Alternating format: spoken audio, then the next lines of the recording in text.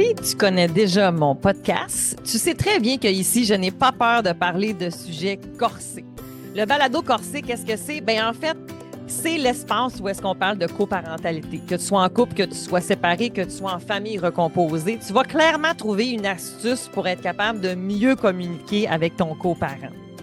Si tu es un intervenant ou un juriste, eh bien, tu vas aussi trouver du contenu fort pertinent pour, je te le souhaite, être en mesure de pouvoir accompagner encore mieux tes clients. Dans tous les sphères, tu trouveras sur mon site Internet formations, webinaires, accompagnements qui te permettront d'aller approfondir des fois du contenu que tu vas retrouver sur mon podcast. Je te souhaite un bel écoute parce que j'y mets tout mon cœur et ma passion, alors j'espère que tu vas avoir un épisode aussi agréable que moi j'ai à les faire. À bientôt! Bonjour à vous! J'espère que vous êtes dans un état bien. Si vous n'êtes pas dans un bon état, bien, je vous envoie de la bienveillance et de l'amour envers vous. Cette semaine, je reçois Lucie Véro, qui est une intervenante qui travaille pour un organisme chez nous ici au Saguenay-Lac-Saint-Jean qui s'appelle Deuil 02. À travers le reste du Québec, il y a d'autres organismes qui vont pouvoir aborder et traiter ce même genre de sujet. On a parlé de deuil, de toutes les formes de deuil.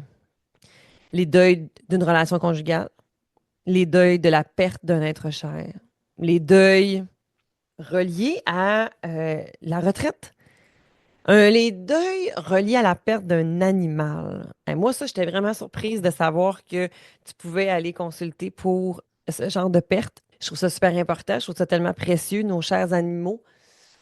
C'est...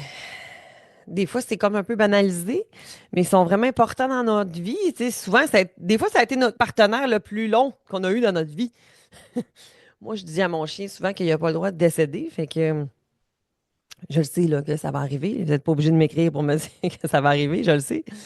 Mais quand même. Fait que, bref, on a abordé justement quelles peuvent être les stratégies pour aider une personne qui vit un décès, aider si je suis un proche et que j'accompagne quelqu'un qui vit un deuil, ça peut être long. Un même deuil peut être vécu de différentes façons. Donc, on a vraiment exploré tout ça ensemble, elle et moi, puis ça a été vraiment très, très pertinent, je crois bien. Donc, je vous souhaite une belle écoute.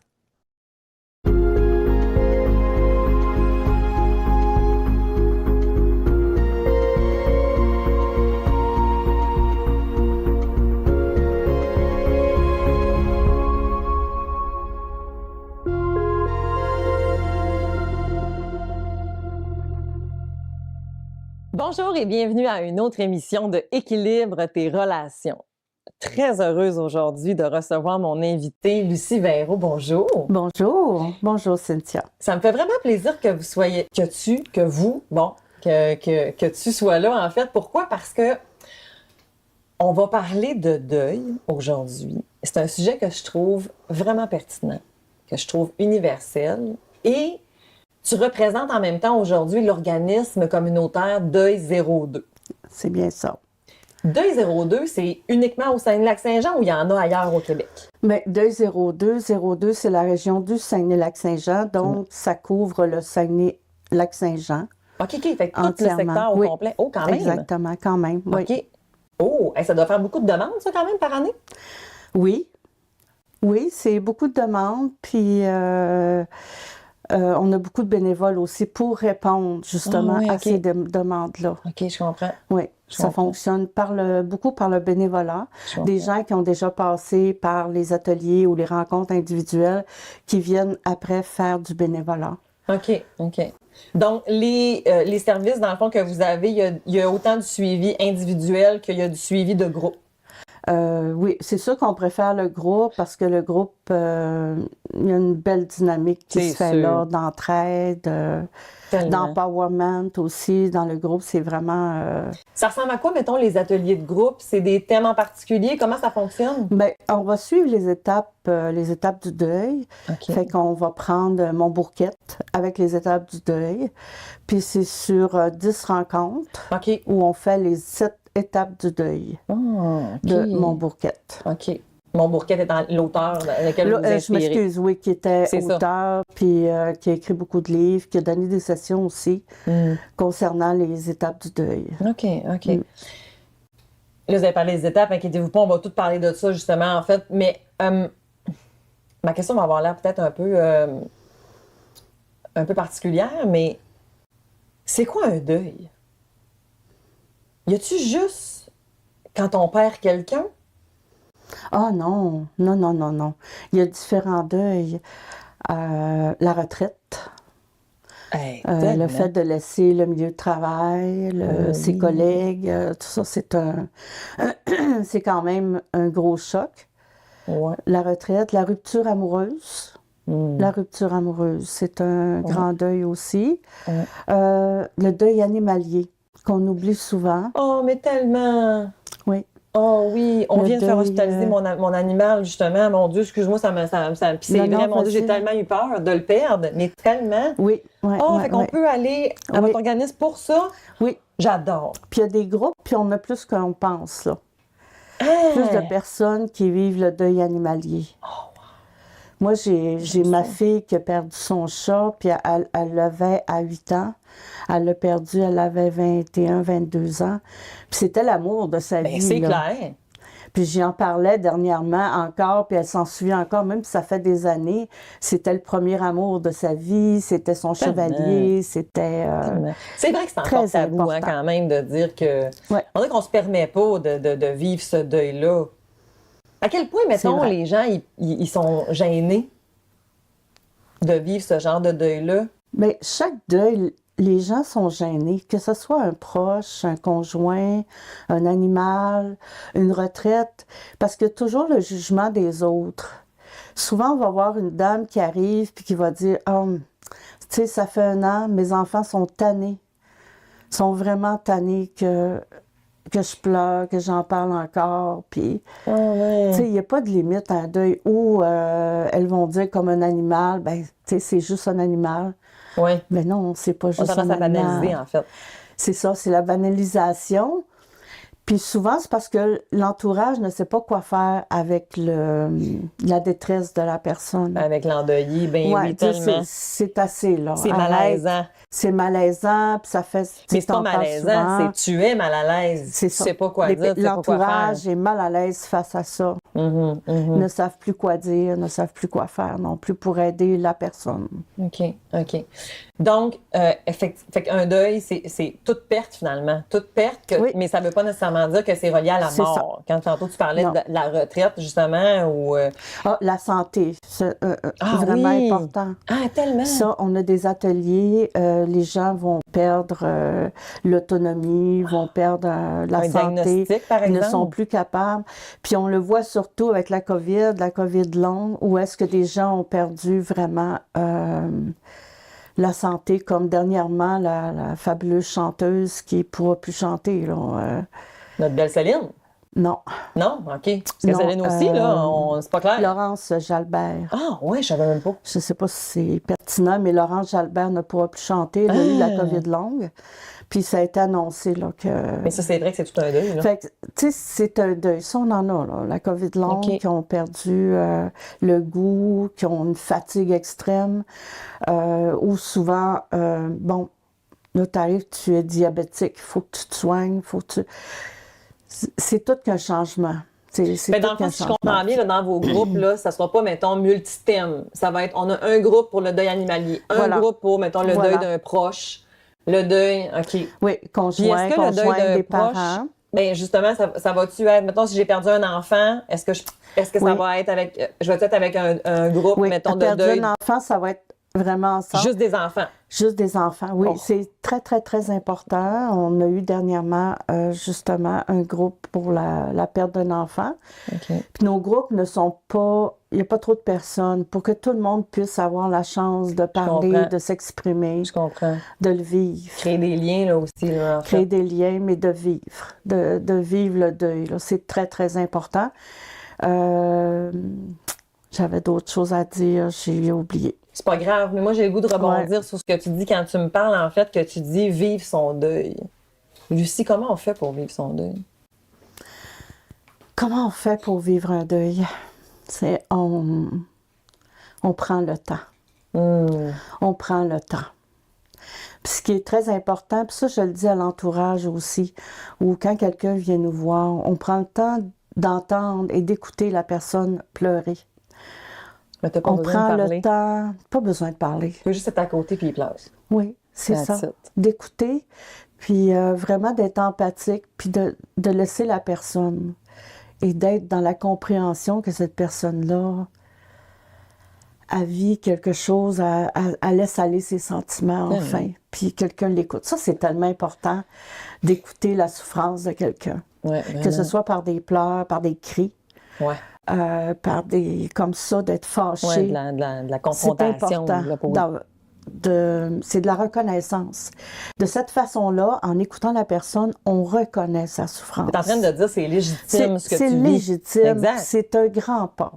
J'ai une mentor qui me disait un jour, ne néglige pas l'unique impact de ta présence devant l'autre. Parce que, tu sais, des fois, les gens, quand ils sont mal à l'aise, ils disent, oh mon Dieu, mais là, j'ai rien à dire. Oui, mais t'es là. C'est pas grave. T'es là, c'est excellent que tu sois là. Elle n'est pas toute seule avec sa peine. C'est ça. C'est en plein ça. On va prendre un café avec la personne. Bon, tu sais, ça fait 1 an, 2 ans, puis la personne va vous parler. C'est correct. Vous prenez votre café, vous écoutez. C'est correct. Puis la personne, c'est très libérateur. Je pense que c'est un grand pas. C'est la moitié du chemin de fait.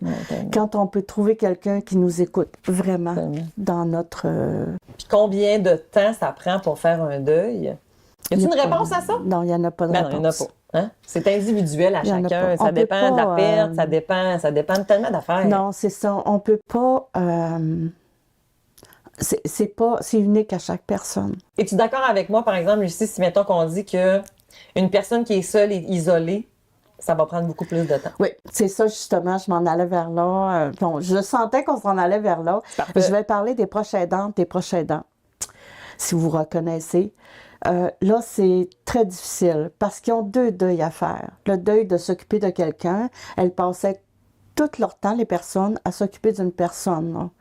Vraiment, dans les soins. Écoute, moi, je m'en suis occupée beaucoup des proches aidants. Tu nous mets en lumière tellement puis des affaires pertinentes. la personne décède, Ah, c'est toi, puis là, il n'y a plus rien. Là, je suis chère à quoi? C'est ça. Fait que c'est l'adaptation à la vie. C'est toujours ça. Fait que non seulement j'ai perdu ma mère, mais j'ai aussi perdu mon utilité. Ben, oui, c'est ça. Il y a ce sentiment-là, en fait, qui est là, en fait. Ben oui, clairement. J'ai arrêté de m'occuper de moi. Je me suis occupée d'une personne oh, mon Dieu, tout le temps. Puis là, qu'est-ce que je vais faire? C'est le vide total. C'est quelque chose. Ouais. Je me suis occupée de ma mère, je me suis occupée de mon père, je suis investie. C'est vraiment bon qu'est-ce que tu dis parce que des fois, quand on pense à des proches aidants, on peut des fois avoir une pensée aussi empathique dans le sens de, ben là, tu vas être libéré de cette tâche-là, en fait, qui parfois peut être extrêmement lourde. Il y en a qui vont arrêter de travailler pour s'occuper vraiment comme de, de la personne qui est souffrante, alors que de la manière dont tu l'amènes, faut pas oublier, banaliser que ça l'a quand même comblé, tu sais, parfois des mois, des années. Des années. Ça a venu répondre à des affaires aussi à l'intérieur, là. Exactement, des années où est-ce que j'existe pour m'occuper de cette personne-là. Puis bien souvent, on voit des personnes s'occuper de leurs parents, de leurs enfants. C'est comme une suite de leurs voisines, de leurs voisins. Après ça, le conjoint. Ouais. Ben ça me parle d'autres choses, par exemple. Quand tu t'occupes de tout le monde puis pas de toi, là. mais c'est ça. Souvent, c'est ça. Puis là, on arrive avec une personne qui a vécu beaucoup de deuil. Oui, non, clairement. OK. Là, j'ai envie qu'on parle des étapes du deuil. Parce que là, tu me dis, il y a 7. Il y en a qui disent qu'il y en a 5. Il y en a qui disent qu'il y en a 7. 3. C'est quoi ça, finalement, là? Bien, en fait, les étapes, c'est que ça se suit pas comme ça. Tu sais, la première étape, c'est le déni. Après ça, la grande braille. Après ça... oui, c'est une étape. Après ça, la colère, etc. Mais chaque personne, c'est très, très individuel. Ouais. La personne, elle peut être colérique tout de suite au départ. Oui, c'est ça. C'est pas des marches que tu vas monter. Bon, ben là, je suis rendue à la tristesse. Là, je suis rendue à la colère. Non. Tu peux te promener, Exactement. En fait. Est-ce que tu veux nous les donner, en fait? C'est quoi, en fait, les 7 étapes que vous autres, vous avez, là, en fait, mettons, quand vous avez vos groupes, c'est quoi les 7 étapes de deuil? Ben, c'est ça. Tu as le déni. Le déni, OK. Oui, c'est comme si il y a rien qui s'était passé, d'essayer de continuer à vivre quand même. Je fais comme si qu'il s'était rien passé. Oui, c'est ça. C'est ça marche fait que là, pas je suis complètement longtemps. coupée de mes émotions. Là. C'est ça, le déni, la colère, la grande braille, où est-ce que l'on pleure? On pleure. La grande braille, c'est la dépression, c'est la détresse, en fait. C'est la tristesse, en fait. On pleure, c'est ça. Exact. Après ça, le marchandage, oui, le marchandage. De dire, regarde, j'aurais peut-être dû faire ça à la place. Si j'avais fait, je pense à ton prochain aidant, là, mais tu sais, si je m'étais occupée de lui-même, est-ce qu'il serait encore là? La culpabilité, oui, effectivement. La culpabilité, le marchandage, culpabilité, j'aurais dû, oui, c'est ça. Exactement. La réorganisation, il n'y a pas une année où est-ce que dans les étapes du il y a quand même, où est-ce qu'on passe dans la grande vers la noirceur, fin, c'est vers la fin où on se réorganise. Exact. Puis des fois, c'est la première affaire que les gens vont faire. Ouais. Elles vont tout sortir de la maison. Je pense à un deuil de séparation. Ouais, on se sépare. Il faut que je me relocalise, là, tu sais, je vais brailler dans mon nouvel appartement, là. C'est ça. Mais après ça, c'est le choc. Le choc, ça, c'est une autre étape qui est vraiment importante. Ouais. Tu vois, je l'avais oublié. C'est quoi la distinction entre le choc et le déni? Parce que je trouve qu'ils ont l'air d'être pas mal similaires, mais c'est quoi la distinction entre les deux? Le déni, ça va être d'être avec les autres, de dire, ça va bien aller, puis tu sais, c'est une étape, il était prêt à partir, il était, tu sais, c'est correct, puis je vais bien parce qu'il était prêt à partir, puis je vais continuer c'est je me fais croire. Je me fais croire que soit ma relation n'est pas terminée, elle va revenir, c'est juste une pause. Alors que le choc, c'est je peux pas croire qu'est-ce qui m'arrive. Oui. C'est comme une déferlante émotionnelle que tu peux pas encaisser. Là. Souvent, dans le choc, il y en a des fois qui vont comme... ils vont se couper ou ils vont comme... ils deviennent plus fonctionnels. On dirait que... Souvent, ils deviennent plus fonctionnels. C'est ça. C'est comme si c'était trop. À vivre, c'est trop. C'est un peu la paralysie, là, en fait. C'est ça. Il y en a d'autres qui vont partir avec le choc, qui vont s'en aller. Ah, ouais, elles vont faire un voyage en espérant que le voyage fasse... On va aller chercher des réponses. Des réponses, mais aussi comme...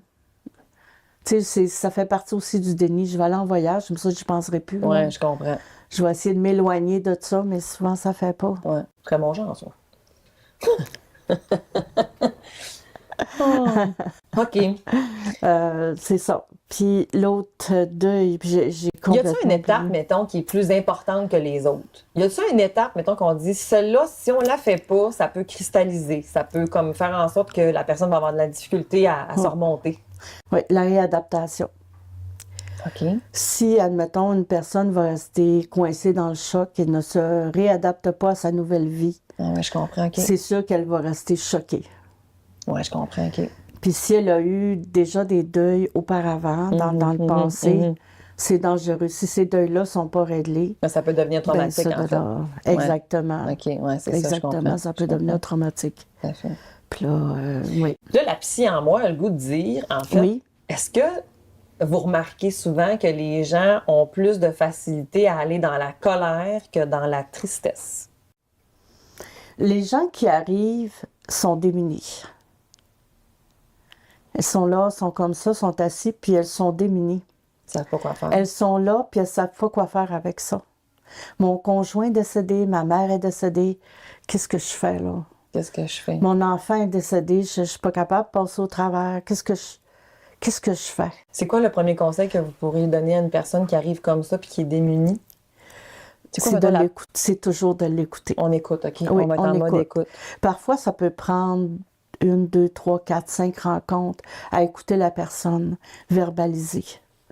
Et puis après ça, il y a quelque chose qui sort dire, moi, je veux m'en sortir, moi, je veux changer, je veux vendre la maison, je veux... Oups, il y a quelque chose là, qui s'allume là.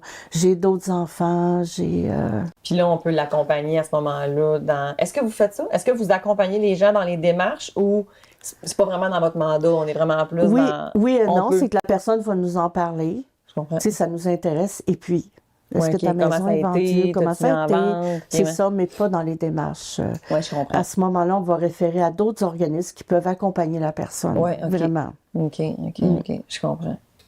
Est-ce que, des fois, ce que je remarque justement, c'est qu'une personne, tu sais, des fois, mais là, justement, tu sais, j'ai assez pleuré, il faut que je m'en remette. Qu'est-ce qu'on dit à ça? Comment qu'on répond à ça, en fait? Tu sais, surtout si effectivement, ça fait comme plusieurs mois, Qu'est-ce qu'on dit à une personne qui...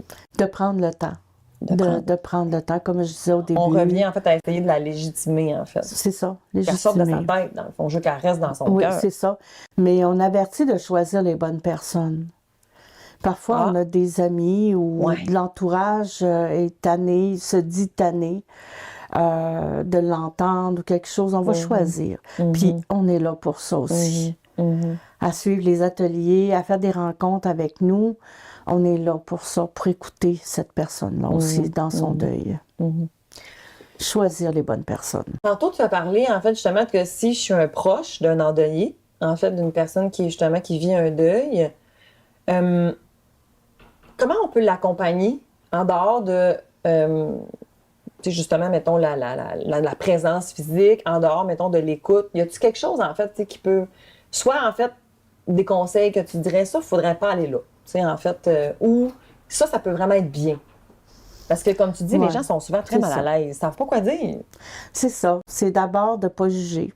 On ne juge pas la personne, même si ça fait 1 an, ça fait 2 ans, 1 mois, on ne juge pas la personne. C'est tellement important ce que tu dis, là. De l'écouter vraiment dans sa tristesse, dans son malheur. Ensuite de ça, c'est tranquillement amener d'autres choses aussi. Mettons, dire, hey, on va aller au magasin. Changer les idées un peu, Changer les idées. Parfois, c'est juste une demi-heure. Parfois, c'est, regarde, j'ai quelque chose à te montrer sur mon cellulaire, regarde. Là, tu montres le cellulaire. Okay. Pendant ces quelques minutes-là, la personne elle ne pense pas, elle repose son cerveau de toutes ses pensées de tristesse. Donc, c'est comme une espèce d'équilibre. Parce que dans le fond, si je suis yang, si je suis juste dans on va changer d'idée, viens, on va parler d'autres choses, bien là, je suis un peu en train de dire que ce que tu vis, on dirait que ça amoindrit ta peine. Mais si je prends le temps de t'écouter, que peut-être que je t'offre mon épaule, que tu pleures et tout ça, mais que de l'autre côté, on balance, là, finalement. C'est tout ça qu'on cherche à faire, finalement? Oui, mais tranquillement. Faut pas aller trop vite. Parce que de la façon que tu dis ça, faut pas aller trop vite. Faut vraiment aller tranquillement, puis c'est la personne. Je comprends. Il faut pas se positionner en spécialiste. Ah, les fameuses solutions. Moi, je le sais, oui. Je le sais, qu'est-ce qu'il te faut. Faut aller là, puis tu vas t'en venir avec moi, puis tu vas déménager, puis... Non, c'est pas le temps. C'est à la personne. Dans le fond, on veut pas avoir... À la personne de décider qu'est-ce qu'elle va faire de sa vie. On veut pas victimiser, dans le fond, la personne comme si elle est endeuillée, fait qu'elle sait plus... Elle est pas capable de prendre des décisions, là. Faut que je l'accompagne, en fait. Puis, c'est ça. Il y a une partie, je sais pas si tu vas être d'accord avec moi, en fait, Lucie, mais je peux pas aller plus vite que le rythme de la personne. Exactement. Si moi, comme très proche, important. Je suis pas d'accord avec son rythme, que j'ai de la difficulté à l'accompagner, t'es pas responsable. C'est ça. T'es pas responsable. Parce que des fois, il y a des proches d'endeuillés qui vont se dire, ben là, tu sais, justement, ça fait 1 an, je t'inquiète, en fait, pour ma mère. Tu sais, ça fait 1 an qu'elle pleure mon père, là, je comprends, là, qu'elle a de la peine, mais là, de m'amener, tu sais, comme... Mais c'est son choix aussi, en fait. C'est son expérience à elle, en fait. T'es pas responsable de son bonheur. Qu'est-ce que tu penses de ça? Exactement. OK. Exactement. Je vais prendre l'exemple. Ma mère, ça lui a pris 3-4 ans. Parce qu'elle était proche aidante aussi. Fait que, tu sais, puis c'est d'attendre, c'est d'être patient. Puis de prendre des bons moments, puis de la soutenir, de l'accompagner là-dedans. Puis d'accepter, tout simplement. Tout à fait. Puis pour la personne endeuillée, est-ce que ça serait un point intéressant pour voir qu'est-ce qu'il faut faire? Moi, je vis de la tristesse, etc. D'essayer de retrouver, de vous amuser, de trouver un loisir. C'est extrêmement... Je sais que ça va être très difficile. Surtout si ton loisir, tu le partageais avec la personne, mettons. Là. C'est ça. Mais essayez de penser à ne plus penser. Comme prendre un crayon puis dessiner. Un cahier à colorier peut faire l'affaire, là. Ouais, je comprends. Quand on dessine, là, on oublie. Ouais, faire des mandalas. Mandala, ou dessiner, faire de la peinture. Quelque chose qui va générer, en fait, des hormones de bonheur. Exactement, tu le sais très bien. Aller prendre une marche. Les endorphines, c'est ça et qu'on tout veut, ça. dans le fond. Aller s'occuper du rosier dehors, d'aller Tu es en train de nous dire, dans le fond, que même si ça ne te tente pas, vas-y un peu quand même. Parce que ça ne va pas venir tout seul. Non. Fait que de le parfois, faire c'est comme... 5 minutes. Après C'est ça, c'est ça. Mais il faut attendre parce que la personne, des fois... Et Oui. puis, si jamais ça va pas, puis il n'y a rien qui fait, là, allez consulter. Allez voir votre médecin. Oui. Ça, c'est très, très important aussi. Tout à fait. Parce qu'on peut tomber en dépression aussi, en fait. Aussi, ça. après, là, on peut tomber dans la santé mentale. Là. Dans la santé mentale, faire une bonne dépression, une grosse dépression majeure, ou avoir des pensées suicidaires, je vais aller le retrouver. Je vais aller le rejoindre. Oui, allez consulter à ce moment-là. Absolument. Puis ça, si vous avez des pensées suicidaires, on pense toujours à SOS Suicide qui sont disponibles 7 jours sur 7, 24 heures sur 24. Tu sais, parlez-en à vos proches, tout à fait. Ça file pas, j'ai des pensées suicidaires. Je me vois pas continuer à vivre sans elle, sans lui, sans mon enfant. Je peux pas vivre sans mon enfant. Ouais. Allez consulter. Est-ce que tu es d'accord, Lucie, aussi que il n'y a pas de petit ou grand deuil? Chaque deuil est unique. Absolument. Et n'a pas à être jugé. Exactement. De dire, mettons, oui, mais là, elle a perdu son enfant, moi, j'ai perdu mon mari, c'est bien plus pire. Ça, c'est pas aidant. Non, non, c'est pas ça. C'est pas ça. Parce que j'ai parlé à une personne qui a perdu son animal. Puis, je veux dire, c'est extrêmement difficile pour cette personne-là. Son animal représentait beaucoup pour elle. Fait que c'est tout dans la représentation, dans le lien affectif qu'on a avec cette personne-là. En fait. Puis ça aidera pas la personne non plus à être résiliente, puis à se remonter, en fait, de ça, là, justement. C'est ça. D'où, c'est ça, je vais revenir aux proches aidants, proches aidantes, où est-ce que parfois ils ont, c'est juste une petite parenthèse, vont s'occuper d'une personne avec qui ça va pas, avec qui elle ne s'aime pas, ces personnes-là ne s'aiment pas. Difficile, la relation c'est de la relation difficile. Il s'est passé des trucs dans le passé. Ça, là, j'ai vu ça beaucoup. Puis c'est ça, la proche aidante s'occupe d'une personne, elle ne veut pas s'en occuper, mais elle s'en occupe pareil. Oh, le deuil doit être plus tough en ce temps-là. Le deuil est encore plus difficile. Absolument. Plus difficile. Fait qu'il y a des affaires. La perte d'un enfant, c'est différent. Ouais. Je vais avoir de la difficulté à expliquer la différence. C'est comme perdre une partie de soi. C'est perdre... je dirais pas sa raison de vivre, mais c'est vraiment perdre une partie de soi. Mais c'est ta chair, là. C'est... non, tout à fait. C'est très... comment on dit ça, non? Handicapant. Ça peut handicape les parents. Ça peut rendre une personne infonctionnelle longtemps. Lucie, on arrive déjà à la fin, en fait, puis je me dis... C'est quoi, mettons, ton conseil numéro 1 que tu aurais à transmettre aux gens qui vivent un deuil? OK. Bien, la première chose qui me vient à l'idée, soyez indulgent avec vous-même. Oh, c'est beau, j'aime ça. Soyez indulgent avec vous-même. Prenez soin de vous. C'est difficile, mais juste de dire, c'est pas grave, Lucie, c'est pas grave. J'ai le droit de pleurer. Tu fais pas ta vaisselle, tu pleures, c'est pas grave. Je comprends. C'est pas grave. D'accepter aussi, d'accepter cette souffrance-là. Ouf, ouais, elle est normale. Ouais, je comprends. Cette souffrance-là, elle est normale. De ne pas la renier. Elle est correcte. Oh, c'est beau, j'aime ça. Et quel serait ton conseil numéro 1 à une personne qui accompagne une personne endeuillée? La même chose. Hein? OK. C'est d'accepter la personne. Comment elle est. Ouais, je comprends. Aujourd'hui, c'est comme ça. Absolument. C'est comme ça. OK. Demain, ça va être d'autres choses. Et puis l'accompagner, si on voit un sourire, si on amène une fleur, c'est juste, c'est dans les petites choses.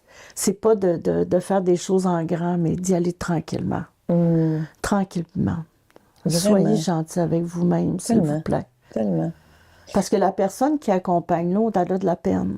Mais oui, aussi, tout à fait. Elle a de la peine aussi. Mais oui, tu peux avoir de la peine aussi pour la personne qui a de la peine, en fait. Là. C'est pour la personne décédée, pour la personne qui a de la peine, c'est ça. Tout à fait, tout à fait. Juste s'accompagner. Absolument, absolument. On peut vous rejoindre, en fait, sur Internet. Vous avez, en fait, toutes les ressources, bien entendu. Si vous êtes dans une autre région, en fait, ailleurs au Québec, bien, des fois, en fait, je sais pas qu'est-ce que tu en penses, mais il y a d'autres organismes, en fait, qui peuvent aussi exister, même si c'est pas Deuil 02, mais... Oui, il y a beaucoup d'organismes. Puis vous pouvez demander au CLSC, toutes les CLSC, les CIUS, etc., ou les organismes communautaires. Allez vous informer là. Si l'organisme ne peut pas vous recevoir, elle va vous référer. Oui, c'est ça, exactement. Ou des fois, avec les salons funéraires, dans un contexte de décès, en fait, sont vraiment bien au fait, en fait, des organismes avec lesquels ils peuvent travailler, là. C'est ça, appelez le 8-1. Oui, tout à fait. Toutes les lignes d'écoute, en fait, aussi, tout à fait, sont tout à fait présentes. Vraiment. Lucie, je suis vraiment, vraiment heureuse de t'avoir reçue. Merci parce que le deuil, c'est universel. Tout le monde va vivre un deuil dans sa vie. Donc, d'avoir pris le temps d'en parler, et j'adore ton approche, t'es d'une douceur, Lucie. My God, ça fait du bien pour tes clients, ça doit être très réconfortant. Merci énormément d'avoir été avec moi aujourd'hui. Ça me touche beaucoup, qu'est-ce que tu dis. Merci, puis merci à toi de m'avoir invitée. J'appréhendais, mais je suis vraiment contente. Cette discussion-là était nécessaire. Vraiment bien, vraiment bien. Merci beaucoup, Cynthia. Ça fait plaisir. Merci.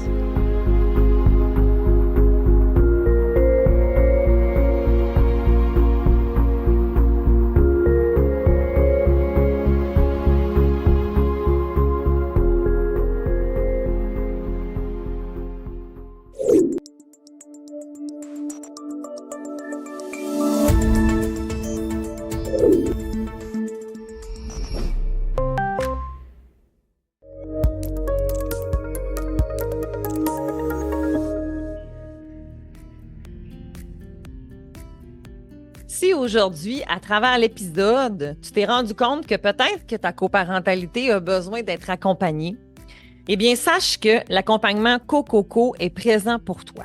Qu'est-ce que c'est l'accompagnement Cococo? Bien, c'est un suivi personnalisé avec moi, où est-ce qu'il va y avoir aussi d'autres parents dans lesquels tu vas pouvoir trouver une forme de soutien. C'est professionnel et psychoéducatif. Dans le meilleur des mondes, vous êtes les deux parents, parce que si on est les deux à avoir la même information, c'est optimal. Mais tu peux toujours être seul. Sur mon site web, girardcynthia.com, tu vas trouver des outils gratuits. Tu vas aussi trouver des webinaires et des formations qui peuvent t'amener à approfondir et à améliorer aussi ta coparentalité. Je te remercie et je te souhaite une belle semaine.